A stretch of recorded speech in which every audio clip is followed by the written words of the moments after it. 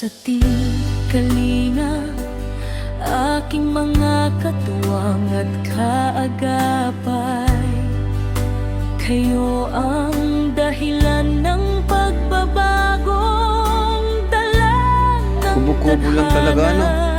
Kumakalingap yung bahay nila. Sa isang iglap, ang mga pangarap ko ay nagsimulang mangyari. Unti-unti nang natutupad, hindi ko inasahang darating.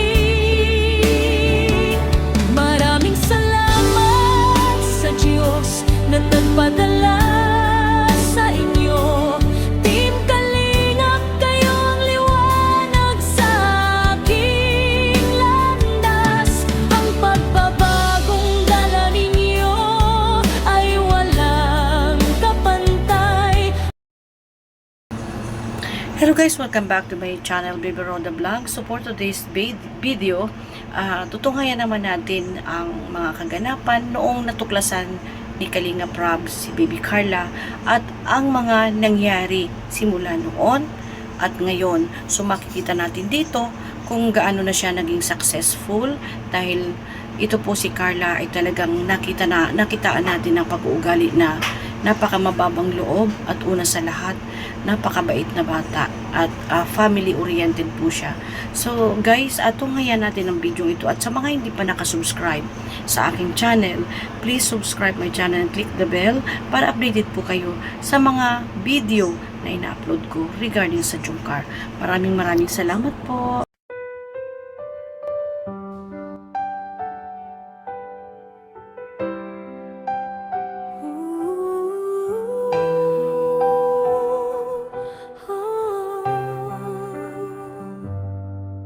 Sa Diyos, ang aking pinakamataas na pasasalamat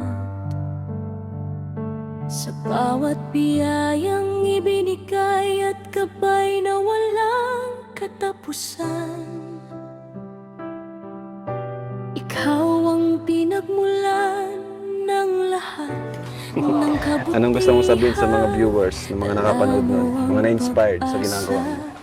Sana po sa mga katulad ng estudyante, ano po, tiyaga lang. Hindi naman sa lahat ng oras palagi tayong nasa baba. Ano lang, kailangan lang natin manalig din sa Diyos. Tapos, ano lang, sipag lang. Tapos tiyaga para matupad mo yung dahilan ng pagbabago. Sige na po, kuha ng tadhana. Sige na. Sagot mo na yan, ha? Sagot ko to, pero pwede nga na. Sundaan. Hindi ko dala yung ano ko. natutupad, hindi ko inasahang darating. Maraming salamat sa Diyos na nagpadala sa inyo.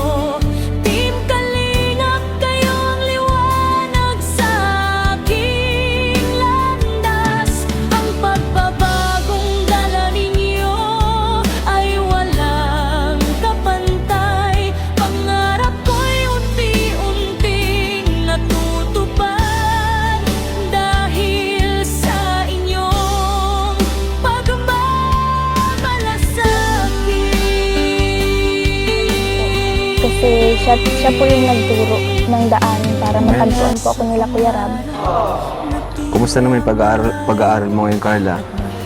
Okay naman po. Huwag po silang sumukuan po. Halimbawa, gumawa na lang po ng paraan. Kung pwede, maghanap po sila ng pwedeng At tiyak,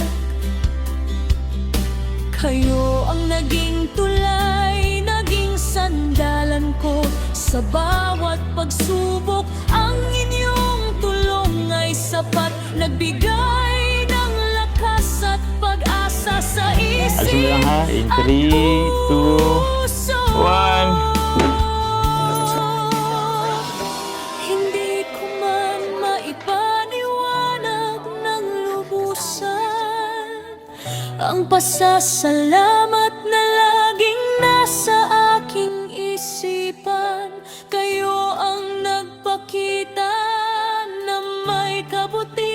Meron pa sa mundo, at ang bawat kabutihan ay may kapalit na biyaya mula sa itaas.